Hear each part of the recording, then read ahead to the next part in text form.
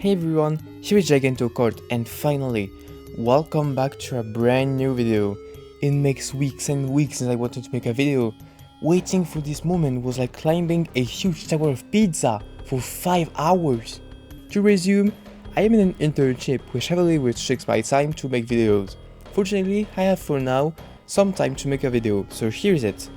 In today's episode of Mario Kart Rediscovered, we will finally finish our journey with Super Mario Kart by looking at the final version of the game, the one we all know and love. Without Jack, unfortunately. Oh, and everyone, do you know that 74% of you who watch this video or subscribe? This saddens me a lot. As someone who wants to do YouTube as a living, subs means everything for me, so be sure to subscribe. Now guys, bring a good coffee. I mean, maybe not because we're on a kart today, so yeah. And now, let's race one last time in Super Mario Kart. For the unused ties, there is a colorful block meant for the Mario circuit. Strangely, if it's placed with the help of an editor, it will act as the road instead of a wall like all the other blocks. Here is a very interesting alternate coin meant for Rainbow Road, which acts like the road instead of a normal coin. Interestingly, it is found at the beginning of the tie set, alongside many main graphics, contrary to the different objects, etc. This may point towards the idea of it something being different, like a store decoration or something, or it's just left there as a mistake, we will never know. For Choco Island, here's a different looking dirt tile. Unlike the other dirt tiles, it acts like the snow of Vanilla Lake. It also has a different sound and doesn't make you slower when you drive in it. Again, for Choco Island, here's an unused tile for the bumpers we see in the final game. This tile in particular comes from the April 13, 1982 version of Choco Island 2 and the scrapped Choco Island 3 track. By the way, if you want to know more about the many prototypes of Super Mario Kart, check out the second episode of Mario Kart Rediscovered. Speaking of Super Mario Kart, let's see now the donut planes which have an unused tile. It is a unused corner meant for the edges of the grass. Here is now unused pieces of the diagonal planks of Ghost Valley. Those particular tiles can be seen in the April 14, 1992 version of Ghost Valley 1. And finally, here is unused tiles for Vanilla Lake. One depicts a road tile with a single pixel, a narrow piece of the lake, and a duplicate of the world tile that doesn't animate when placed on the track. Probably as a placeholder, maybe? Here is many scrapped oil slicks meant respectively for Donut Plains, Ghost Valley, Bowser's Castle, Choco Island, Koopa Beach, Vanilla Lake, and Rainbow Road. A very funny thing is that if you try to load the Rainbow Road oil slick, its graphics will be corrupted, and the Choco Island oil slick can be seen in the April 13, 1982 prototype. As it is not enough, the zippers also have unused variants. Here are them with the respective order: Donut Plains, Choco Island, Koopa Beach, Vanilla Lake, and Rainbow Road. Something nice to note is that the Koopa Beach zipper can be seen and used on the April 13, 1982 prototype in both Koopa Beaches. Here is an unused set of tiles which are placed on the track and not visible in time trials. This object, however, consists of the 4 main colored blocks. It was used in the May and June prototypes for blocking the middle lane path in Bowser's Castle 3.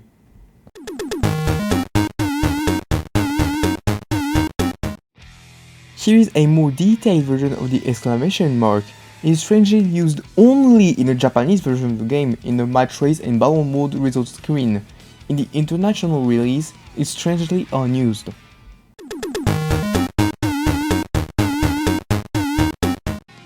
Here is the first color palette of Koopa Beach, which have 12 unused colors. Only 4 colors are used in the final game. This was possibly used by the track designers to place the animated tiles correctly. Oh, by the way, there's also some early colors meant for the bushes. Ghost Valley also have unused colors, precisely its second palette, which have brighter colors for the wood planks and the frayed blocks. Finally, Rainbow Road have a bunch of unused colors for its colorful tiles.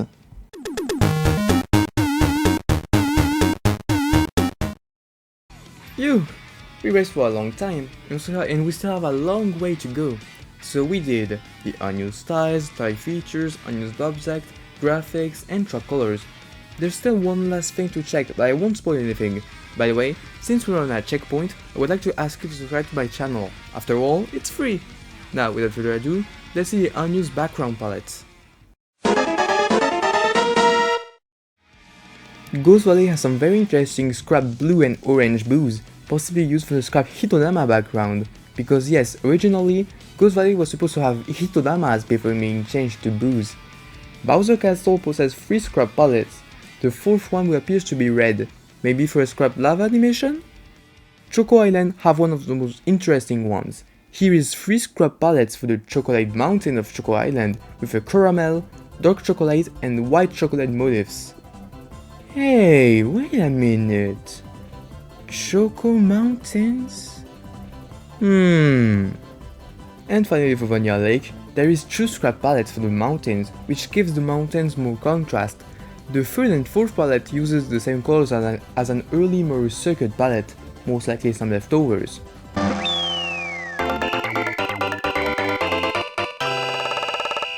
Phew, we did it! We finished Super Mario Kart. That was an amazing travel. We looked at the many fights discovered in the Giga League, discovered that Mario Circuit 3 is the very first Mario Kart track in history. We looked at the many prototypes of Super Mario Kart, saw that in the very beginning it was Jack that was going to appear instead of Mario and his friends, saw the many scrap musics made for Vanilla Lake, the Choco Island free track, etc. I propose to make a, presumably not yes but still, chronological order of what we discovered. First the alphas, which were driving test builds of what will become Super Mario Kart. Jack was here along with this more detailed kart and a brand new hovercraft machine for the hover mode that got scrapped. We named the June 10th build the Super Jug Kart build, and a June 25th build added Mario, Luigi, Green Mario, and Bowser. The November 7th prototype, which added all the other tracks, and Choco Island 3, which will be scrapped in the future for Rainbow Road. The battle mode made its arrival with proof of concept battle modes, such as the machine gun mode and the coin collection mode. The February 13th, 1992 prototype, which, although it has not been restored for now, possesses the scrapped items on and off option, and the new battle modes, such as a Whack-A-Mole battle mode. The infamous April 13th, 1992 prototype, which possessed the very first Vanilla Lake theme, the last appearance of Choco Island 3, a lot of bugs, and an early and better version of Donkey Kong Jr. theme. The May 18th prototype, which scrapped Choco Island 3 for Rainbow Road. Rainbow Road appears narrower than the final version, which makes it much harder than the final version. It is also the first prototype in English.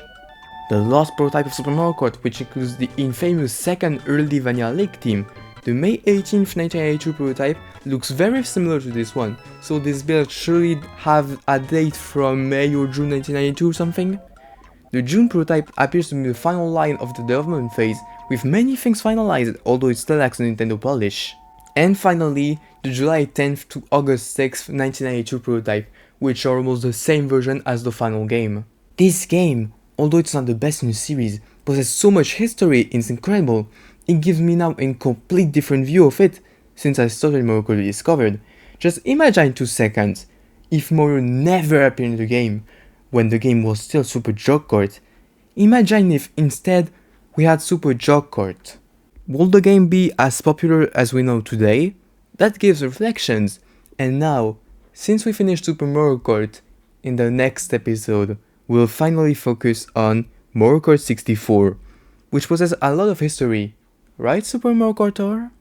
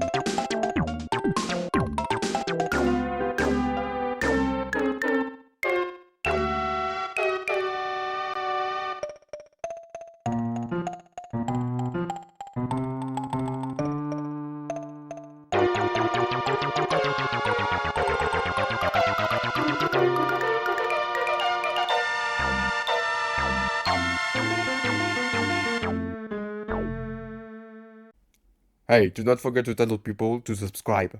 I already did it twice. Do you want me to say it a third time? Hey, people must sub, or else I won't have food in my table. Stop thinking about food and let's make some quality videos instead of whatever the new generation of YouTube does. Oh, Mr. thinks he's the best YouTuber in all of YouTube. I didn't say this. I warn you, Giganto. You must make me participate much more in videos. Hey, you record me, that's already nice. No, I want more. I want to be the next figure of this channel. What I will do of you?